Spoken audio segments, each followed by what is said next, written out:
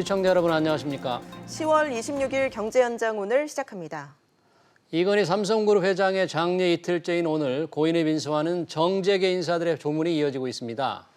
가족장으로 조용히 치르기로 했지만 삼성을 세계 초인류 기업으로 키워낸 고인을 추모하는 발길은 계속되고 있습니다. 네, 이 회장이 이 한국 경제계에 남긴 발자취와 공과 되짚어보도록 하겠습니다. 시청자 여러분의 의견 또는 궁금한 점들 실시간 유튜브를 통해서 참여하실 수가 있고요. 오늘 두 분과 함께하겠습니다.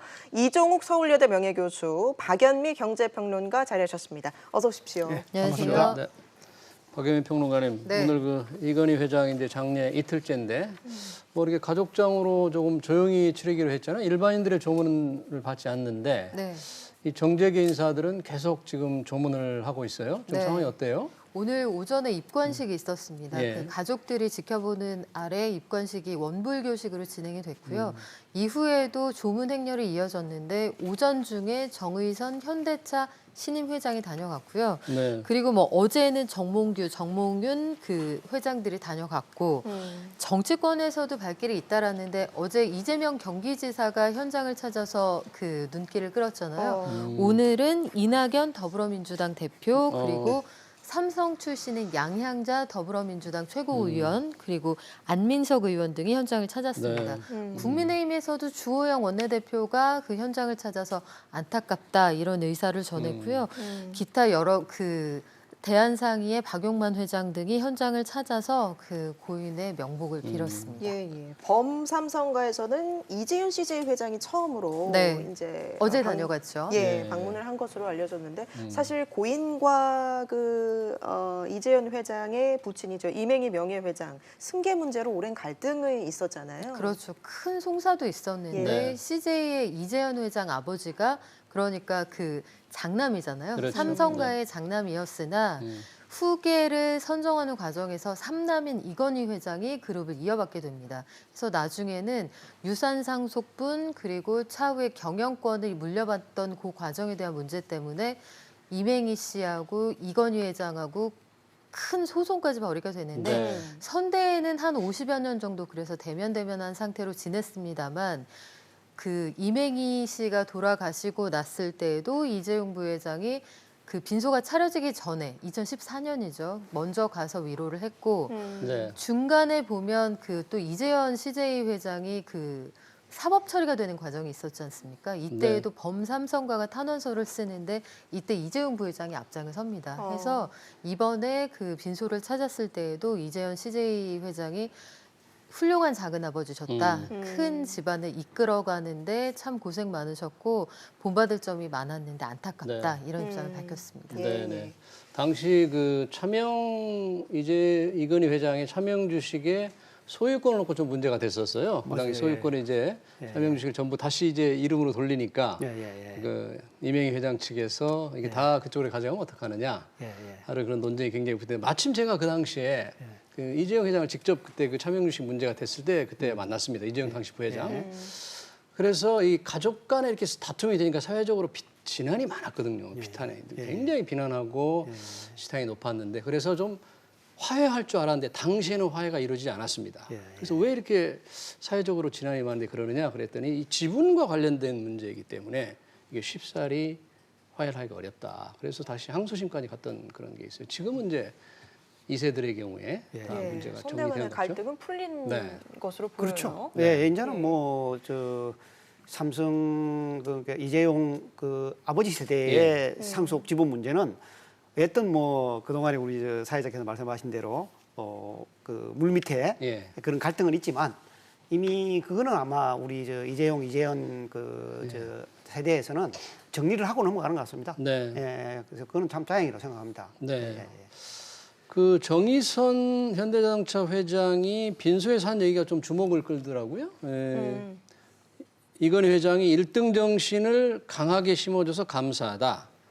그러면서 뭐 여러 가지 좋은 쪽으로 큰 변화가 있을 것으로 기대한다. 그러니까 어떤 이제 그냥 자연스러운 인사치레인지 아니면 이재용 시대의 무슨 변화가 예, 있을 큰 변화, 있는 건지 어떤 걸 정보가 있는 의미하는 건지. 걸까요? 글쎄 이게 의미를 부여하자면 굉장히 큰 의미가 있을 거고 또 원론적으로 기자들이 앞으로 본격적인 3세 시대가 열리는데 향후 현대와 삼성의 관계는 어떻게 될 것으로 보이냐에 대한 답변이었기 때문에 예. 여러 가지 해석이 가능합니다만 1차적으로 보면 올해 이재용 부회장하고 정의선 회장이 두 차례 만났습니다. 예. 서로 상대방의 사업장에 한 차례씩 초대를 해서 앞으로 우리가 특히 그 전기 자동차에 들어가는 전지 같은 것들을 어떻게 만들어 나갈 것이냐 이에 대해 의견을 나눴다고 하는데 어떻게 보면 삼성이 만들려고 하는 전기차용에 한 번 충전하면 오래가는 배터리가 네. 현대나 기아차에 납품될 가능성이 있죠. 그런 가능성을 열어둘 수 있는데 현재는 LG나 SK 배터리를 갖다 쓰고 있거든요. 그런데 여기에서 단순히 그 부품을 공급하는 선에서 그칠 것이 아니라 네. 전장 사업 전방위적으로 삼성이 사업을 확장해 나가려고 하는 참이기 때문에 일단은 협력 관계를 유지하면서 서로 같이 갈 것으로 보이나 네. 차후에는 삼성과 현대가 일합을 겨룰 가능성도 여전히 남아 있다고 봐요. 그러니까 하만이라는 스피커 회사를 인수한 게 벌써 몇 년 됐습니다만 네.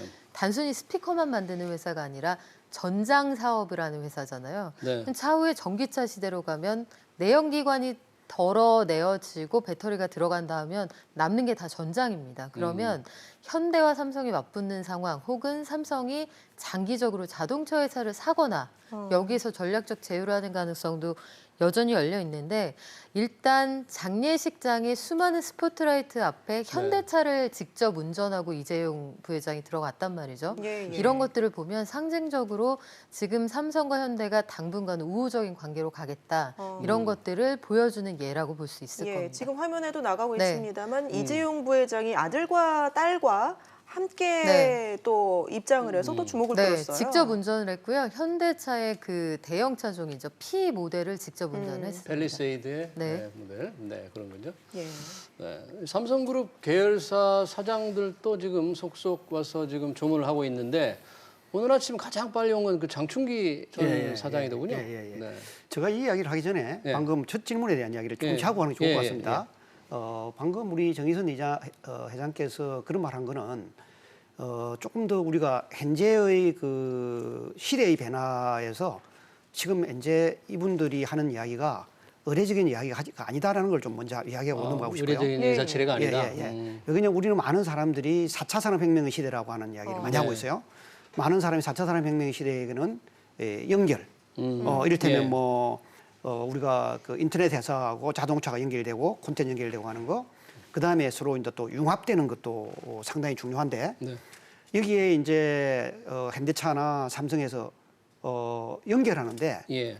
1등과 1등이 연결해야 시너지가 나는 거지. 네. 1등과 3등이 연결하는 건 시너지가 없다. 융합을 하도 1등 해야 된다. 그럼 뭐냐? 현재 삼성이 글로벌 1등한 것은 현대차가 지금 이제 1등 하려고 그랬죠. 시간과 자원의 제약상 안 된다는 거죠.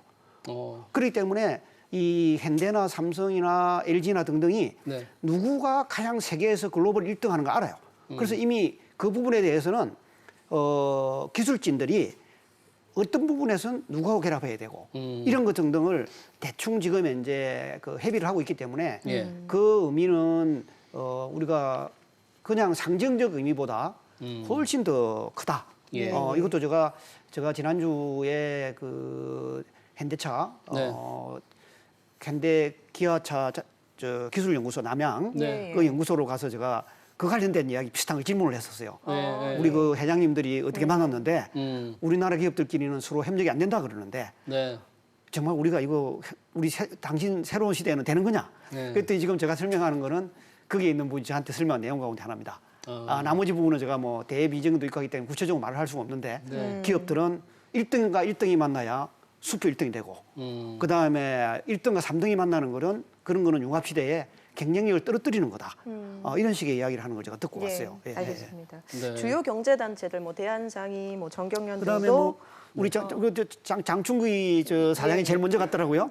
삼성 이제 내부 그런데 이제 CEO들 중에서는 CEO가 갔는데 장충기 사장은 이 자기가 들어와 가지고 비서실에서 계속 근무했잖아요. 예. 어떻게 생각하면 이건희 회장님을 제일 오래 모신 네. 직원 가운데 하나의 사장이 됐기 때문에 예. 아마 본인이 아마 제일 먼저 뭐 안타까움도 많고 예. 그러니까 아마 또 그 있는 가족도 다 알고 네. 그러니까 제일 먼저 갖지 않았을까. 네. 그래서 장충기 사장 이야기가 나오더라고요. 네. 예. 경제단체들도 재계에 큰 별이 졌다면서 애도의 메시지를 내놓고 있는데요.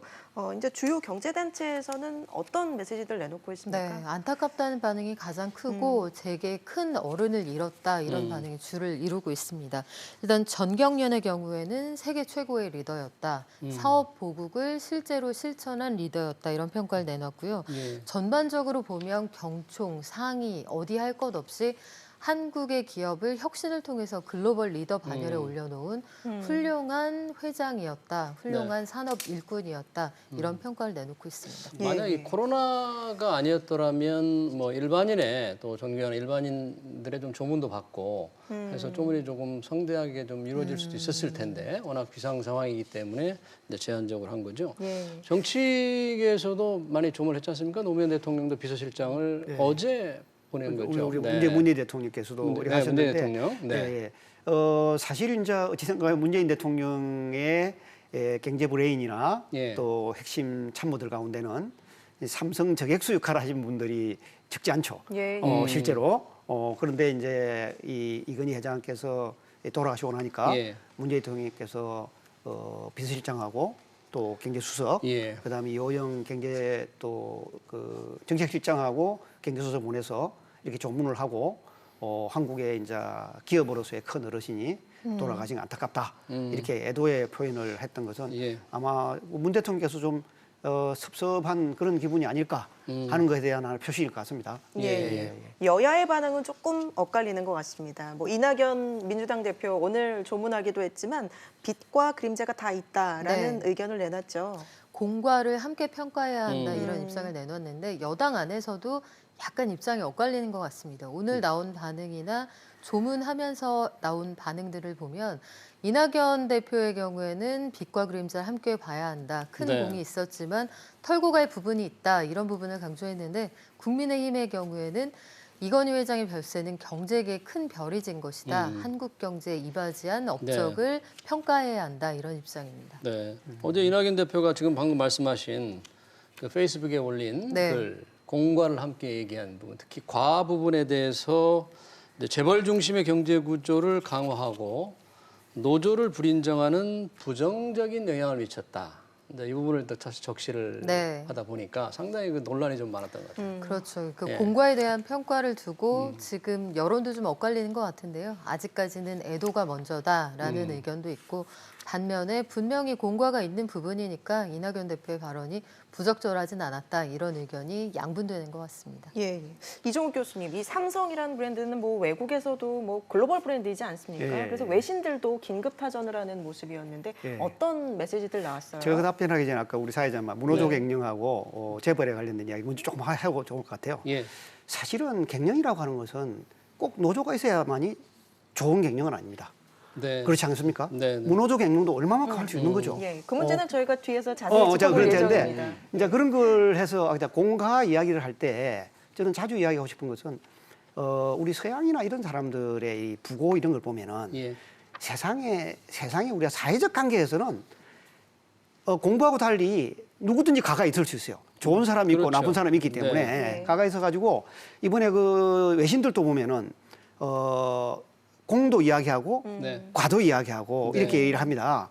그래서 이제 외신 가운데서 아마 삼성의 네. 이건희 회장이 돌아가시면서 한국의 상속세 부분에서의 상속에서의 지배구조의 변화에 관련돼 가지고 네. 상당히 이제 관심을 표명하는 것이 있고 그다음에 이제 다음 세대의 삼성이 과연 어떻게 이제 변모할 것인가 예. 이런 부분에 대한 이제 우려도 하는 것 같습니다. 그렇지만 이 뉴욕 타임이나 월스트리트도 삼성이라고 한국에서 이런 기업을 큰 게 이건희 회장으로 인해 처음 생긴 거 아닙니까? 네. 네. 예. 이 사람이 한국의 이미지, 한국 경제에 어떤 좋은 이미지를 줬다라고 네. 하는 데는 서로 똑같은 공감으로 이렇게 예, 그 뭐 표현한 것 한국은 같아요. 몰라도 삼성은 안다고 하잖아요. 그렇죠. 외국인들이. 예. 오직에서 과거에 뭐냐면 샘성 이렇게 하면 사람들이 이름이 한국이 아니라 일본 기업 같다 이거야. 네, 그렇게 생각하는 사람들 그렇게 많죠. 네. 그래서 특히 이제 우리 같이 80년대에 이제 우리가 유학을 갔거나 예. 또 뭐 기자분들은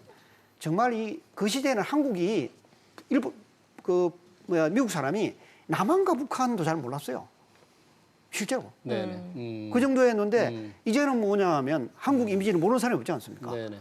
이게 그래서 우리가 어떤 기업이 이 국가의 이미지를 이렇게 올려줬다는 부분에 대해서는 어떤 우리가 좀 한번 그분의 공으로 생각해야 돼, 기업의 공으로 생각해야 되지 않을까. 네. 물론 이거는 이건희 회장만이 가질 네. 게 아니라 다른 기업도 마찬가지지만은 저는 외신의 평가 중에서도 뭐 다양한 게 있었지만은 그 뉴욕 타임스가 네.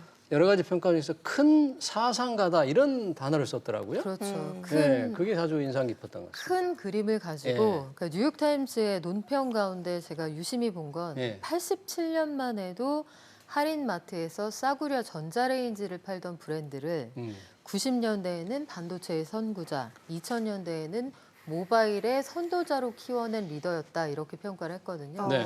당시에 보면 한 발짝씩 앞서갔는데 그때마다 말도 안 된다. 네. 한국이 그걸 어떻게 해내느냐 이런 반대와 우려를 딛고 선구안을 가지고 있었던 리더라는 평가를 하면서 여기에 덧붙여서 사상가라는 얘기가 나온 것인데요. 뉴욕타임스도 마찬가지고 월스트리트저널의 경우에도 글로벌 브랜드로서의 삼성 자리를 각인시킨 훌륭한 리더였다 이런 평가를 하고 있습니다. 네. 자, 뭐 개인 이건희 회장의 좀 삶과 경영 업적도 좀 찬찬히 보고 싶은데요. 교수님 뭐 이건희 회장 책을 직접 쓴 책을 많이 읽으셨죠? 예. 저는 그분이 가지고 있는 책은 딱 그분 사인이 들어가 있는 게 삼성 신경영하고 예. 이건희 에세이인데 예. 저는 이건희 에세이 책을 두 권이나 가지고 있습니다. 한 권은 내가 보고 네. 한 권은 그 다음 세대 주려고 내 사인만 해놓고 아예 뜯어보지도 않고 그대로 놓고 있습니다. 제가. 예. 뭐 어렸을 적 얘기도 좀 많이 나왔습니까 거기? 어렸을 적 이야기는 본인이 쓴 에세이는 안 나옵니다. 근데 그 이야기는 에세이의 그 기절이 약간 나와요. 이제 본인 자신이 어린 시절에 자기 취미가 예. 전자제품, 그다음 새로운 전자제품 나오면 그걸 사가지고 와서 뜯어보고 네. 이게 어떻게 됐을까?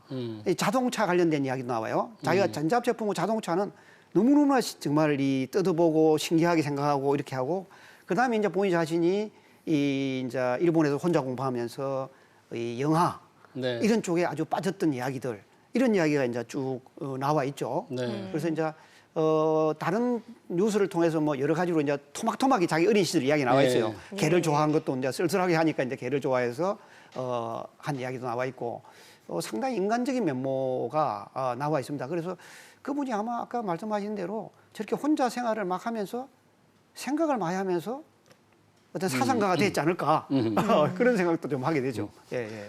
하긴 뭐 초등학교 3학년 때 영화를 뭐 1,300편을 봤다. 그리고 비디오를 10,000개 이상 가지고 있다 그랬으니까 그분이 아주 집착하고 빠져 들어가는 그런 것들이 일반인과 조금 다른 면이 있다던 거죠. 네, 혼자 유학 생활을 어린 시절에 했으니 사실은 얼마나 외로웠겠어요. 예. 그리고 그 관련된 책들을 보면 이건희 회장이 직접 쓴 책은 한 권뿐이고요. 나머지는 다 다른 사람들이 이건희 회장의 어떤 경영사나 가족사를 들여다보고 3인칭 시점에서 쓴 그런 책들인데 예. 관련된 내용들을 보면 어렸을 때 지금으로는 초등학교 당시 국민학교인데 네. 어린 시절에 일본으로 국민학교 입학을 하면서 민족적인 차별도 받고 네. 못 사는 나라에서 왔다는 수모도 받았다.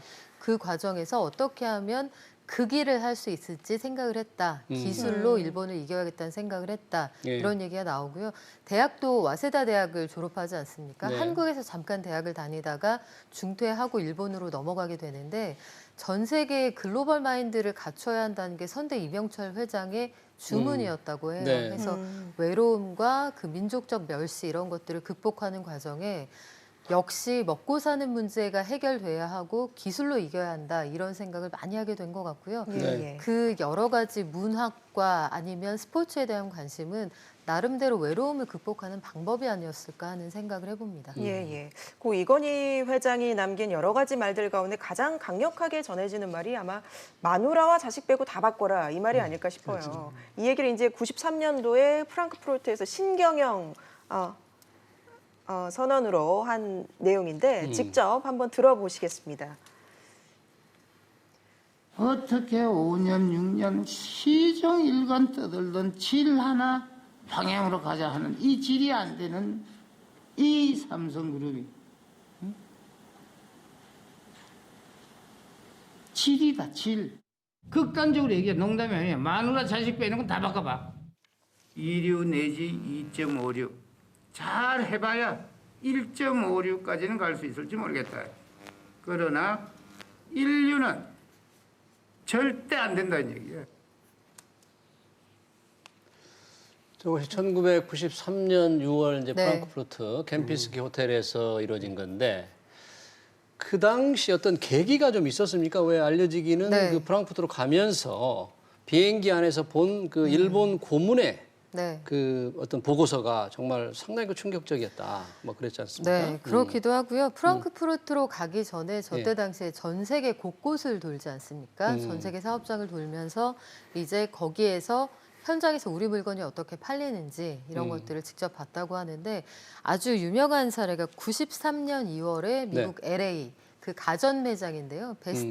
베스트바이 매장에서 일본 TV하고 한국 TV가 동시에 진열이 돼 있는데 당시 가격으로 한 100불 가까이 차이가 났던 모양이에요. 네. 뿐만 아니라 한국 제품은 먼지가 수북하게 쌓여서 진열대 밑에 이른바 처박혀 있더라. 현장에서 이거 판매하는 당신들 이 사실 알고 있느냐? 먼지가 몇 밀이나 쌓여 있는지 알고 있느냐? 이걸 물어봤다고 합니다. 예. 그리고 이렇게 외면받는 한국 상품을 이대로 두어서는 안 되겠다. 품질로 승부해야 기술로 이길 수 있다. 이 결심을 하고 네. 93년 6월에 이제 독일에 가서 가는 비행기에서 초안을 작성을 하고 현장에서 발표를 했다고 하죠. 예. 정말 긴 연설이고요. 이건희 회장이 평소 말수가 적은 것으로 유명한데 아마 생전에도 저 정도로 길게 구체적인 표현을 써가면서 직설적인 언급을 한 적은 아마 없었다고 합니다. 네. 그래서 현장에서도 굉장히 긴장을 하게 됐고 저 때의 그 연설문이랄지 그 훈련 같은 것들을 모아서 이른바 신경영이라는 책이 나오게 됐는데 이게 나중에 삼성에 입사하는 직원들을 교육하는 자료로도 쓰이게 되죠. 이걸 계기로 해서 삼성이 이른바 품질 경영의 시대로 완전히 넘어가게 됩니다. 예, 네. 예. 지금 평론가님 말씀하신 것처럼 품질 문제로 삼성 제품이 시장에 외면을 받으면서 이건희 회장이 그 15만 대에 달하는 불량 제품을 전부 이렇게 불에 태워버리는 뭐 이른바 화형식이라도 그렇죠. 하는데 예, 예. 굉장히 사실 충격적인 일이었다면서요? 그렇죠. 예, 그러니까 뭐 그때 그걸 태움으로 해가지고 예. 애니콜하고 애니콜이었습니다. TV 이런 것도 네. 태우면 그냥 그 태우는 게 500억이에요. 네. 그 시절에 당시만 해도 굉장한 굉장한 그거였죠. 액수죠. 예. 그러니까 이제 사람들이 그게 뭐 정신을 차리는 계기가 됐는데 사실 이건희 회장께서 87년 삼성을 이어받고 5년을 이분이 이제 경영을 하다가 네. 사실 93년 정도 되면 반도체가 이제 삼성에서 경쟁력으로 원천으로서 이제 올라올 때입니다. 예. 그분이 이제 그래서 전 세계로 이제 68일 동안 이렇게 다니면 순회를 하면서 LA 가서 이제 회의도 하고 이렇게 하면서 이제 매장을 본 거죠. 네. 그런데 사실 이게 제가 이제 83년부터 미국 유학을 했었는데요. 네. 금방 우리 박 기자 말씀하는 저게 83년에 예, 예. 미국에 그때 아주 유명한 프로그램이 있어요. 포춘 휠이라고 프로그램에 네. 그 가운데 하나 소비자에게 이 제품의 가격이 얼마인지를 알아맞히면 상품을 주는 그런 이제 여행권을 주는 네. What is the right price라고 하는 그 프로그램이 있어요. 예. 그게 있었는데 제가 한번 틀어보니까 그날 주말에 퀴즈가 뭐냐 하면 하나는 소니 TV입니다. 예. 예. 당시 그때 소니가 뭐 제일 그러니까 최고였으니까. 사실 그때 유학생들이요. 소니 TV는 세대에 물려주게 산다 그런 말까지 했었어요. 예, 예. 그럴 시절에 네. 소니 TV고 그다음에 제가 우리나라 제품이 이제 있어요. 그래서 소니 TV가 딱 나오고 그다음 한국 TV가 딱 나와요. 그럼 소니 TV 가격을 알아맞히고 그다음에 이 우리나라 제품 가격 알아맞혀서 그 차이를 제일 적게 만드는 거예요. 그런데 온 소비자들이 내 지금 기억가 깜짝 놀란 게 소니 TV의 20인치 TV를 390불로 알아맞히는 사람은 거의 대부분 다 알아맞혀요. 근데 한국 TV하고 가격 차이가 얼마냐? 이걸 알아맞히는 사람은 이제 무지무지 큰 거예요. 이게 한 120불 차이 나는 거예요. 네. 완전 신제품인데. 예. 예, 예. 저도 깜짝 놀랐죠. 그거는 뭐냐면 표로상에서 야, 일본 제품은 선진국 좋은 제품이고 네. 한국 제품은 저가 제품이다라고 하는 거를 네. 미국 소비에 인식시키는 거잖아요. 네. 근데 그것을 사실해 보면 한국 사람만 모르고 있어 소비자는 알고 있었으니까 베스트바이가 유명한 데잖아요. 소비자 제품으로. 이건희 회장이 가서 보신 거죠. 어찌 생각하면 그때 본인이 처음으로 글로벌 현장 경영을 했다 그럴까? 그걸 보면서 이제 이분이 68일 일정 가운데 거의 이제 프랑크푸르트 선언이 이 북경 선언 빼고는 거의 마지막 선언이죠. 그래서 그분이 나중에 이렇게 하잖아요. 1995년 자기가 발언한 6월 7일을 신경영의 날짜로 잡아야 된다. 앞으로 삼성이 절대 1995년 6월 7일 날짜를 잊지 말자. 프랑크푸르트 신경을 1993년. 93년 6월 7일을 잊지 마자라고 신경영 책에 아예 쓰여 있어요. 네. 이거 경책에. 그 정도로 이 사람이 의미심장하게 이야기를 하는 거죠. 이 자체가. 네. 예. 그럼 품질 경영과 관련해서 1995년에 이런 얘기를 하죠. 돈 받고 불량품 만들고서 고객이 두렵지도 않나. 뭐 하면서 정말 최고의 품질을 만들어야 된다는 얘기를 했고요. 뭐 어록이 주옥 같은 어론이 많지 않습니까? 그렇죠. 네. 1995년에 왜 베이징에서 했던 또 상당히 그 정치적 파장을 일으키는 발언. 맞습니다. 한번 소개 좀 시켜주시죠. 사실 이제 그거는 뭐 말 그대로 우리나라 기업은 이루고 그다음에 행정과 관료는 365, 정치는 사류다. 이제 이 이야기를 했는데 그때 이제 우리 김영삼 대통령이 문민정부로 사실 문민정부로서 우리 정치가 상당히 그 좋은 수준으로 생각했는데 북경 발언으로 완전히 찬물을 끼얹었던 것 같습니다. 그러고 나서는 언론이 그렇게 보도를 하니까 본인이 바로 귀국 못했죠. 귀국 못하고 있는데 나중에 이분이 95년 책에 뭐라고 써놨냐 하면 자기가 해외를 돌아다니면서 정말 1등 국가가 뭔가를 자기가 느꼈다. 1등 국가 1등 국가 뭔가. 그랬더니 1등 국가라고 하는 것은 정치도 인류고 행정도 인류고 언론도 인류고 기업도 인류더라. 그다음 국민도 인류라서 1등 국가라는 거는 이 네 가지 축이 서로 선순환해서 가는구나 라고 하는 이야기를 하고 싶었는데 그렇게 해야 1등이 되는데 우리는 그렇지 못하다는 거를 조금 얘기하다 보니까 그렇죠. 그래서 그렇게 해서 기업도 1등으로 올라가야 되고 3등인 행정도 위로 올라가야 되고 4등인 정치도 올라가야 되고 언론은 말 안 했죠. 이 언론도 올라가서 우리가 1등을 서로 만들어서 선순환을 만들자는 취지로 이야기를 했는데 그거로 이분이 그냥 곤욕을 치러버리니까 그 말의 의미는 오늘날까지도 그 본인의 책에서 그 말을 쓰는데 별로 그렇게 인용을 안 하는 것 같습니다. 그렇군요. 네. 이건희 회장의 뭐 어록 중에서는 또 위기를 강조하는 특히 이제 10년 후 생각하면 식은땀이 딴다, 식은땀이 난다, 이런 얘기를 하면서 10년의 위기론을 얘기한 게 있잖아요. 네, 사실은 삼성에 입사한 직원들 얘기를 들어보면 그 입사일에 한 번도 위기가 아니었던 적이 없다고 합니다. 선도 회장 당시부터 안주하는 순간 끝이다 이런 얘기를 계속 들었다고 하고 앞으로의 기술 발전 그리고 처음에는 패스트 팔로워에서 퍼스트 무버로 넘어가게 되잖아요. 이런 정책들을 펴가는 와중에 항상 위기감을 가지고 긴장해야 된다. 이런 부분을 강조한 어록이 많았습니다. 정신 안 차리며 10년 사이에 금방 뒤처진다. 기술의 중요성을 강조한 말인데 2012년 미국의 세계 최대 가전 박람회에서 이 얘기를 했습니다. 직접 한번 들어보시죠. 10년 사이에 정신 안 차리고 있으면 금방 뒤지겠다 하는 느낌이 들어서 더 긴장이 되네요. 더 깊이 미래를 직시하고 더 멀리 보고 더 기술을 완벽하게 가져가야 되겠다 하는 생각이 들었습니다. 네, 저기 이제 10년 위기론을 강조하는 늘 변하지 않으면 사라질지도 모른다는 그런 위기론을 지적한 거죠. 자, 이건희 회장이 이룩한 이 삼성의 변화, 계열사 수라든지 매출이라든지 또는 시가총액 어느 정도로 이렇게 그동안에 거의 30년 가까운 경영을 책임지면서 어떻게 바뀌었다고 할 수 있습니까? 사실 우리가 이제 이 매출 같은 경우도 한 40배 정도로 올리고 삼성전자 같은 경우도 보시면은 여기 보시면 자기가 시작할 때에 비해서 아버지에서 무드를 받을 때에 비해서 보면 지금 매출이 한 40배 정도 올라간 것 같습니다. 그다음에 이제 자산 규모도 영업이익 자체도 지금 뭐 360배. 네. 그다음에 이제 시가총액 같은 경우도 뭐 약 400배 정도 올라가 있고 네. 인력도 10만에서 52만을 이렇게 하잖아요. 네. 이제 저 이야기를 하니까 주변 사람이 그래. 이 교수 당신은 몇 사람 먹여 살리냐? 예. 내보고 저 이야기 네. 저 보도를 보니까 예. 네. 내 주변에 있는 분이 이런 물어봐요. 밥을 먹다가 야, 이 교수 자네는 몇 사람 먹여 살리냐? 그래서 네. 제가 그랬어요. 아, 나는 내 가족 4명 먹여 살리기도 진짜 힘들다. 그래서 맞아요. 우리가 많이 웃었습니다. 네, 저걸 네. 올리는 것이 얼마나 대단한 일인가. 예. 그래서 저분이 이제 위기 강조할 때 저렇게 할 수 있었던 가운데 하나는 저분이 위기를 강조할 때 우리는 위기만 자꾸 이야기하는데 저분이 위기 가운데 가장 강조하는 것은 뭐냐면 방향 설정을 잘못하면 이거는 회사는 망할 수밖에 없다. 제품을 잘못 만들고 하는 거는 고칠 수가 있는데 예.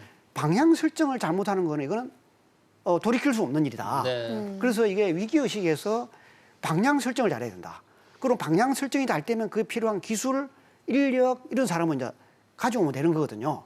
그래서 사실 우리가 위기할 때 이분이 위기를 강조하면서 어떤 내용을 강조했는가를 좀 알 필요가 있는 것 같아요. 방향 설정 보면 아까 말씀하신 대로 예, 미국 유학생들이 그 소니 TV를 뭐 세대 물려주기 위해서 간다고 할 때 소니를 이긴 게 바로 디지털로의 급속한 전환. 예, 그렇죠. 그게 어떤 옳은 방향 설정인 그런 거죠. 그렇죠. 네. 그래서 이분이 이건희 에세이에서 제일 내보고 인상적인 말이 뭐냐 이렇게 묻는다 그러면 지금은 룰이 바뀌는 시대다. 룰이 바뀌는 시대. 룰이 바뀌는 시대라 하면 두 가지라고 해요. 하나는 디지털 사회로 가는 거다. 예. 디지털 사회라고 하는 것은 열린 사회다. 그다음에 이 사회 이걸 갖다가 생존하기 위해서는 아까 이분이 말했던 국가의 행정과 그다음에 이 정치와 그다음에 그 언론과 기업과 국민이 네. 이 3위 내지 5위 일체가 돼서 순수한 관계를 만들어 가야 된다. 이런 안타까운 이야기. 기업의 힘으로 절대 이게 이 그 글로벌 시장에서 잘할 수 없다. 이런 식의 이야기를 많이 하시거든요. 예, 예. 그래서 그런 것도 우리가 아마 이분이 지금 이제 벨트를 하셨지만 이분이 그렇게 강조했던 가운데서 우리가 아직도 이루지 못한 게 뭐 있는가? 네. 이런 것도 좀 한번 이번 기회에 짚어보는 기회가 되면 좋지 않을까? 그 가운데 또 이분이 이제 아쉬워하는 건 뭐냐 하면 외국에 나가 보니까 웬만한 기업들의 이 CEO들은 외국어를 2-3개를 하더라. 네. 우리도 이게 글로벌 기업이 되려고 기업으로서. 그러면 네. 우리 다음 세대의 CEO들은 2-3개 정도 외국어를 하게 해줘야 되는 거 아니냐. 이런 것도 보면 좀 그분이 안타까워하는 마음속에 있었지 네. 않았나 이런 생각이 듭니다. 예. 예. 저희가 지금까지 그 빛과 그림자 중에 빛을 그러니까 업적에 대해서 살펴봤는데 그림자도 분명히 있을 겁니다. 어떤 게 있죠? 있었죠. 예. 그리고 대표적으로 우리가 생각할 수 있는 건 이른바 불법 자금을 정치권에 주었다 이 내용인데 2008년에 특검도 있었지 않습니까? 그렇죠. 결국은 이걸 통해서 그 집행유예 선고를 받고 회장직에서 물러났다가 2년 뒤에 복귀하게 되는데 사실 개인적으로나 아니면 그룹 전체의 이미지가 상당히 훼손되는 그런 사건이기도 했고요. 이와 별개로 아들 이재용 부회장에게 경영권을 승계하는 전 과정은 여전히 사법 처리가 끝나지 않은 현재 진행적인 사법 리스크로 그렇죠. 남아 있잖아요. 예. 그래서 이런 부분들은 이제 이재용 부회장 내에 털고 가야 하는 그런 숙제로 남아 있습니다. 네. 또 하나 이제 뭐 짚고 가야 할 만한 게 그 문호조 경영, 아까 노조 말씀하셨는데 문호조 경영에 대해서도 이건 회장이 이제 비판을 받는데 본인이 직접 얘기한 게 있더군요. 예. 1인당 뭐 국민소득 3만 불 정도 3만 불 정도 가면 노조가 노조할 만하다. 네. 왜 그러냐면 이분도 이야기가 있어요. 일본이나 독일 같은 네. 선진 제조업 국가는 그 시절에 이미 한 100년이라는 노하우가 있는데 예. 우리가 지금 이제 그 앞을 팔로우 입장에서 예. 따라가야 되는데 그럴 시간이 있겠느냐. 그런데 이제 우리가 그 부분에 대해서 한번 그런 학자적인 입장에 생각해 보면 어떤 조직이든 조직에는 목표가 있습니다. 예. 그런데 이제 우리가 이제 그 독일과 같이 노조가 기업과 아주 프렌들리하게 가는 방향으로 우리가 셋업이 됐으면 참 이게 노조라는 부분 자체가 무노조 경영이니 노조 경영이 전혀 문제가 안 될 것 같은데 아직까지 우리는 그런 게 안 되는 것 같습니다. 물론 그거는 노조만의 책임이 아니고 정부를 이끌어가는 국가의 책임도 있지만 제가 독일 가 보니까 독일의 노조가 우리가 설명하는데 첫 마디가 뭐냐면 우리 폭스바겐이 잘 돼야 됩니다. 우리 교수님 혹시 한국에서 외제차 탈 있으면 우리 폭스바겐 외제 사주세요. 이렇게 한다는 말이죠. 예, 예. 그렇게 돼 있는데 우리는 아직까지 현대차 노조가 노조를 방문한 사람에게 폭스바겐 노조 같은 식의 것은 할 수 없을 거 아니에요. 네. 그렇기 때문에 이건희 회장께서 그런 식의 것은 아마 4만 불 되면 할 수 있지 않을까 라고 생각하기 때문에 무노조 경영 관련된 부분은 아마 우리가 좀 더 이야기를 해봐야 되지 않을까 네. 저는 그렇게 생각합니다. 예, 예. 앞으로의 관심사 뭐 큰 줄기로 본다면 이건희 회장이 보유한 18조 원대 지분이 어떻게 처분이 될지 또 지배구조에는 어떤 변화가 있을지인데요. 일단 지배구조부터 보면 사실상 이 부회장이 그냥 6년여 동안 네. 사실상 총수 역할을 해왔기 때문에 큰 변화는 없을 거라는 해석들이 많은 것 같아요. 그렇죠. 좀 안정적으로 해왔고 어느 정도 이제 자신감이 좀 붙은 시기라고 볼 수도 있는데요. 대략 18조 2,271억 원 정도의 지분을 상속할 것으로 예상이 됩니다. 저게 지난주 종가 기준이니까 이번 주에 좀 달라질 수 있겠습니다만 일단 이건희 회장이 남긴 주식은 그 사후에 사망 전후로 2달 동안 주가의 평균 금액을 중심으로 해서 상속세를 매기게 되거든요. 예. 그러면 앞으로 한 달 동안의 주가 흐름도 좀 지켜봐야겠는데 오늘 증시에서는 삼성그룹에서 이재용 부회장이 가장 많이 가지고 있으면서 지주회사 역할을 하는 삼성물산의 주가가 급등을 했습니다. 네. 아무래도 여기에 배당을 높이고 일부 SDS 같은 것들의 그 주식을 담보로 해서 대출을 받아서 상속세 내지 않겠느냐. 그러면 예. 물산과 SDS를 중심으로 자금 융통이 이루어지지 네. 않겠느냐. 시장이 이렇게 보고 있는 것 같은데요. 음. 상속세 규모가 뭐 10조 원에 이른다. 상당히 큰 금액이기는 하지만 6분의 1 선납할 수 있는 금액은 아마도 아버지가 남긴 일부 현금, 부동산 그리고 본인 가지고 있는 그런 재산 등을 통해서 충분히 충당할 수가 있을 거고 나머지는 그 이른바 할부납부가 가능하거든요. 뭐 그렇죠. 연부연납이라는 어려운 예. 말도 있습니다만 나눠서 내고 지금 등기이사이고 부회장인데 앞으로 회장에 취임해서 배당 성향이 높아진다 하면 연간 뭐 조 단위의 자금을 만드는 게 큰 문제는 없을 거라서 네. 상속세 혹은 지배구조 때문에 그룹 전체에 뭐 존망이 흔들린다 이런 상황 벌어지지 않을 것 같습니다. 그러니까 상속세를 내야 하는 부담 때문에 네. 어떤 주식 지분율의 변화는 없을 것이다 이런 건데 지금 이건희 회장의 유언장이 아직 공개가 되지 않았지 않습니까? 유언장의 그렇죠. 내용이 예, 어떻게 예. 되어 있을지도 좀 궁금해요. 유언장은 뭐 본인의 생각이 나올 때까지 네. 우리가 뭐 예측을 하는 거는 쉽지 않겠지만은 어쨌든 간에 지금 삼성이 그동안에 이건희 회장께서 쓰러지고 나셔서 네. 그동안의 구조조정을 보면 삼성이 기본적으로 경쟁력이 없다. 이거 뭐 아시아가 아니라 이런 쪽 1등이 안 되는 경우는 다 팔았잖아요. 예. 뭐 이를테면 뭐 수교화 종합화학 같은 경우 이거는 뭐 이건희 회장 책을 보면 선천성 기행화에 해당하는 회사다. 이거는 그런 경우는 해봤자 안 된다는 거예요. 타고날 때부터 이건 안 되는 경쟁이 없다 그런 거를 다 팔아버렸거든요. 그다음에 뭐 그 방산도 다 팔아버렸기 때문에 네. 그런 거를 매각하면서 어느 정도의 구조조정을 하고 지배구조도 이제 정리해 가야 될 부분이 있는데 이 부분도 이제 우리가 지배구조 이야기할 때 너무 오늘 현재의 시점에서 많은 분들이 그 삼성을 평가하는 것 같습니다. 네. 우리 아마 우리 시대를 살았던 사람은 박정희 대통령이 60대 후반에 북한이라고 하는 그 존재를 우리가 다루기 위해서 중화학공업 육성이라는 간단 말이죠. 네. 중화학공업 육성할 때 우리나라 재벌 기업들을 보고 다들 중화학공업을 하게 했어요. 그러면 재벌이라고 해서 돈이 있습니까? 그럼 그때 뭐냐 하면 삼성물산 이런 주식을 지역 공개해가지고 예. 그런 걸 가지고서 이제 이 중화학공업을 일으켰다는 거죠.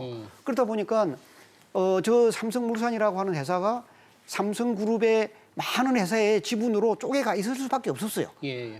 그 경제개발 과정에 네, 정부 네. 주도를 하다 보니까 이제 그것을 이제 우리가 지배구조라고 개념이 나오면서 역으로 이제 정리를 하게 하는데 우리 그 다음 문민정부에서 과거에 해왔던 것을 정리할 수 있는 시간적 이유를 안 줬어요. 네. 그러면서 지금도 아마 저 지배구조 문제가 있을 것 같은데 문제는 뭐 최근 한 4, 5년 동안에 많은 부분 굉장히 팔고 했기 때문에 아마 지배구조는 뭐 크게 문제 없이 가지 않을까 생각하는데 예, 큰 문제는 없지만 2016년에 지주회사를 하려다가 이제 안 됐지 않습니까? 그렇죠. 사실 문제는 이제 삼성전자 지분을 이재용 부회장이 예, 워낙 적게 가지고 있으니까. 그렇죠. 예. 삼성물산을 통해서 물산생명, 전자로 이어지는 지배구조를 유지하고 있는데 결국 물산이 가장 핵심 축인 것 같아요. 그에 따라서 주가가 이제 조금 출렁일 가능성이 있는 거 아닙니까? 네.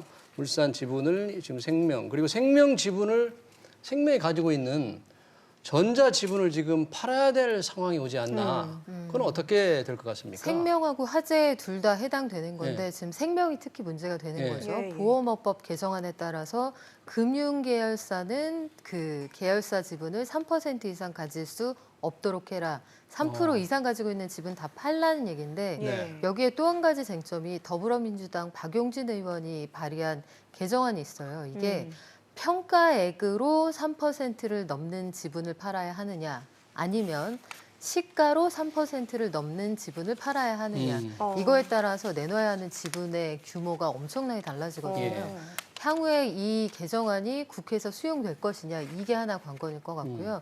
여기에서 생명과 화재가 가지고 있는 계열사 지분을 내다 판다 하면 물산이 생명을, 생명이 전자를 지배하는 구조로 이끌어온 삼성전자의 그룹 구조에 좀 문제가 있을 수도 있다 이런 얘기가 나오는데 생명은 그 특수관계인들이 가지고 있는 지분도 제법 되거든요. 그래서 어떤 방식으로든지 방책은 마련해 놨을 것으로 보이고 아마 현재 경제 상황을 고려하면 박용진 의원안이 국회를 통과할 가능성이 커 보이진 않습니다. 아, 그렇습니까? 또 하나 변수가 되는 게 지금 뭐 재판을 받아야 되지만 삼성물산과 제일모직 합병에 관련해서 불법 경영권 승계 의혹하는 재판이 이제 시작이 되니까 그 재판이 뭐 굉장히 오래 걸리겠지만 그 결과에 따라서 삼성물산 합병 문제가 된다면 그 지분 구조에도 만에 하나 무슨 변화가 있을 수도 있는. 저게 지금 이미 이제 저 법원에서 합병에 대한 것은 이미 저 판결이 나왔거든요. 판결에서는 합병에 대해서는 문제가 없다. 그런데 지금 이제 그 시가 그 평가하면서 문제에 대해서만 지금 이제 이 그 불법적 요인이 있지 않느냐 이렇게 이제 이슈가 되어 있는 것 같습니다. 그래서 그 부분 자체는 뭐 아마 판결을 기다려봐야 될 것 같고 그래서 딱 유일하게 우리가 이제 삼성 지배구조 저 부분이 나올 때마다 항상 이제 언론에서 두 가지 보도를 하는 게 있는데 아까 우리 박용진 의원 같은 경우도 미국식의 어떤 기업 지배 구조도 하나 답이지만 스웨덴 같은 블룸베리 같이 이런 대기업들이 한국 같은 작은 스웨덴 같은 작은 시장, 한국 같은 작은 시장에서 대기업이 그 나라에서 지배적 구조를 가지고 있는 것은 피할 수 없다 그러면 그런 블룸베리 같이 그 대기업에 대해서 국가적 의무를 하게 하는 거. 국가적인 의무를 하게 하는 거. 그런 거 있고 그다음에 그 집안이 어떤 타의 모범을 보이게 하는 거.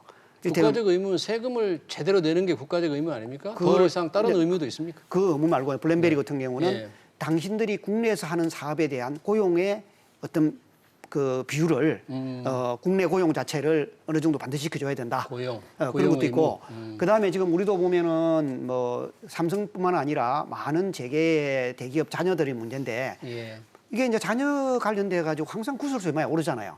그런데 블룸베리 그룹 같은 경우는 후계자가 되려 그러면 대학에 들어갈 때 대학을 최소한 국내 국외 대학 가운데 좋은 대학을 졸업하고 그 대학을 졸업할 때까지의 등록금과 관련 일체 비용은 가문에서 받으면 되지 않는다. 꼭 좋은 대학을 들어가야 됩니까? 좋은 대학 들어가야 되고 반드시 지 혼자 서바이벌 해야 되고 그렇지 않으려 그러면 스웨덴 해군사관학교를 졸업해야 된다. 그런 조건 하에서 객관적으로 누가 괜찮은 사람인가를 이제 선정을 하고 그런 식의 것도 있는데 사실 지배구조를 바꾸는데 뭐 아시다시피 결국은 삼성이 돈을 쓰게 되면 그만큼 우리는 국가적 비용을 지급하는 거거든요.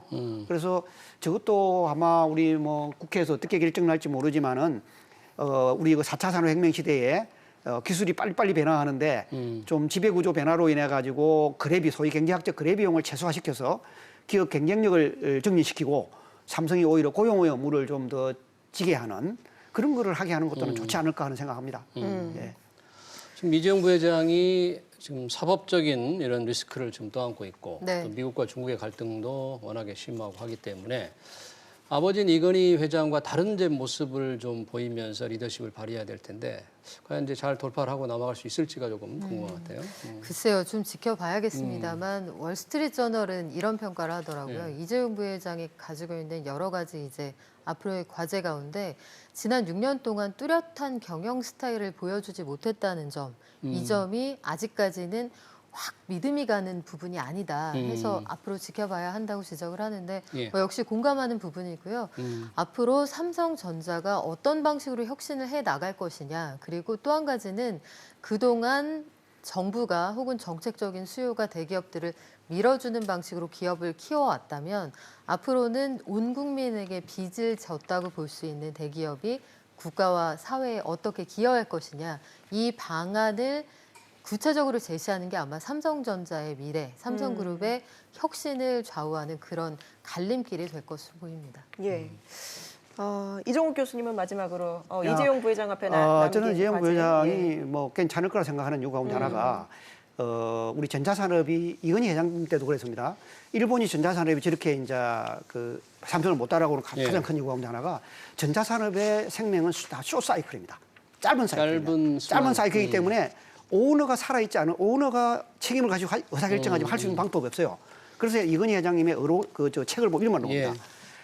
소니의 창업자도 돌아가시고 일본의 이 대부분의 그 중요한 전자업체의 창업자도 돌아가신 이 시기가 우리에게는 너무나 좋은 찬스다. 왜? 우리 한국은 전자사업 하는 때 전부 다 오너가 있다는 거죠. 네. 그래서 그때 옛날 삼성의 CEO들이 그 독일에 수상하고 초대를 해서 대화할 때 왜 독일은 삼성전자와 같은 기업이 클 수 없다고 생각하십니까? 라고 물었을 때 오너가 없는 그룹 때문 아닙니다 했더니 아주 진지하게 받아들이더라고 이야기하더라고요. 그래서 저는 뭐 해도 우리 국민들이, 그분들이 아버지 유전에 따라 국민들이 성원을 잘 받고 행정과 정치와 언론의 선순환을 만들어낼 수만 있으면 나는 오히려 이재용 씨가 나는 잘할 수 있지 않을까. 그게 쉽진 않죠. 네, 오늘 두 분 말씀 여기까지 듣도록 하겠습니다. 지금까지 박연미 경제평론가, 이종욱 서울여대 명예교수와 함께했습니다. 고맙습니다. 고맙습니다.